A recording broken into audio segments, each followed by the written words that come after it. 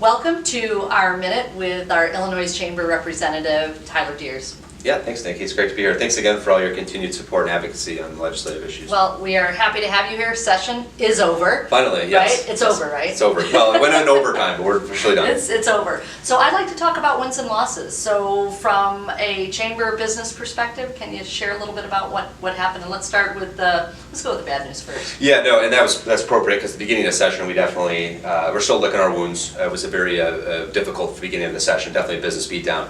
Obviously, the first law that the governor signed into books was a $15 an hour minimum wage statewide, something that we had advocated for, a more regional approach would have liked to have seen, and we're not giving it up. There's still some ways that we can tweak maybe the tax credit to make it a little bit more beneficial for some of the folks when this starts ramping up. But do know that starting January 1st, that's going to go up $1, and then it's going to increase from there.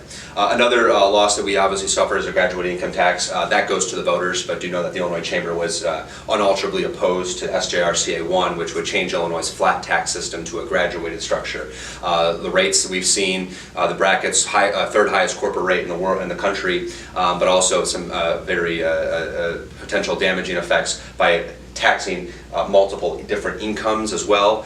So we're very worried about that, and we'll be pushing that word out to our membership for the election. If I could step back just a little bit on that, because I think one of the things, how it was communicated, is that this is great for everybody. But I also have learned that once you go in and you start messing with the Constitution, right, that they can change anything. So that's really a concern, going back to what you said, that you could have these many levels of taxing. Absolutely, right? and the rates are already higher than what was proposed initially by the governor. So we've already seen them start to increase it. Not a lot, but they've already increased it just in a couple of months. So that's definitely a tale to come. Okay, great. What else? Corporate boards as well.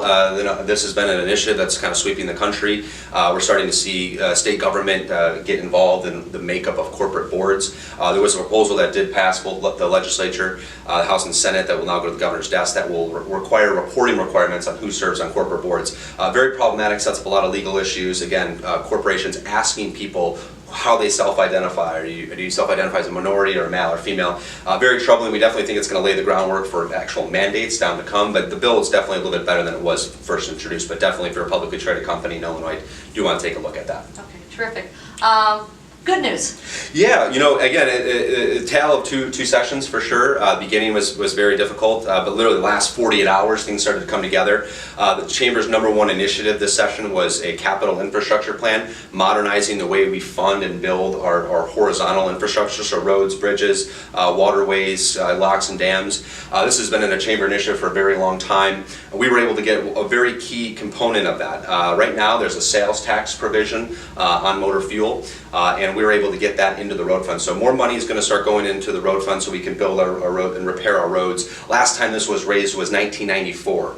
Just Google 1994 and Google and look at the images. Look at the cars, look at the cassette tapes that we were listening to. It was a totally different world. Cars are much more fuel efficient. We need to have a sustainable funding source, and we think we do achieve that with this. So we're very pleased about that. Another victory that came in part of this budget deal was Illinois enacting data center legislation that would entice and encourage investment in this space. This is the future economy. This is the digital economy. This will help not only the Chicago area region but also the rural parts of the state too, where data centers are looking to build, and cheap access to land and the fiber to run these facilities. Well, as and well. I think we were talking earlier that we've lost business.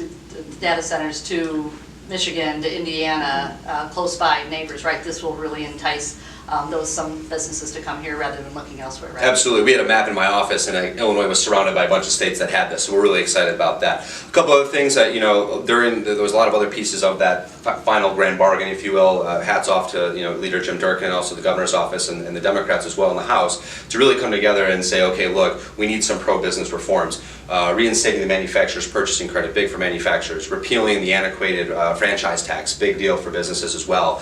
So we get a lot of really nice issues and big wins that we've been advocating for years at the end. Wonderful.